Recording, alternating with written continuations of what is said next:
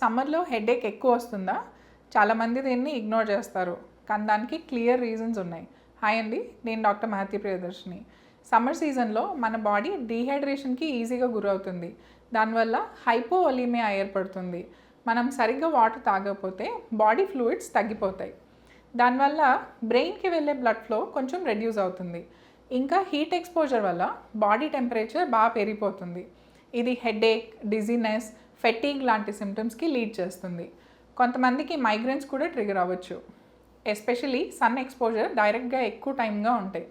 సింపుల్గా చెప్పాలంటే మన బ్రెయిన్కి ప్రాపర్ హైడ్రేషన్ అండ్ కూలింగ్ కావాలి. అది లేకపోతే బాడీ ఇమ్మీడియట్గా హెడేక్ ఫామ్లో సిగ్నల్ ఇస్తుంది. దీనికి మనం కొన్ని సింపుల్ ప్రికాషన్స్ ఫాలో అయితే సరిపోతుంది. రోజుకు అట్లీస్ట్ 2.5 to 3 లీటర్స్ వాటర్ తాగండి. కానీ గుర్తుపెట్టుకోండి, హార్ట్ పేషెంట్స్, కిడ్నీ పేషెంట్స్, లేకపోతే ఏ కారణం వల్ల అయినా ఫ్లూయిడ్ రెస్ట్రిక్షన్ ఉంటే మీ డాక్టర్ చెప్పిన ఫ్లూయిడ్ రెస్ట్రిక్షన్ని పాటించండి. మధ్యాహ్నం టైంలో డైరెక్ట్ సన్ని అవాయిడ్ చేయండి.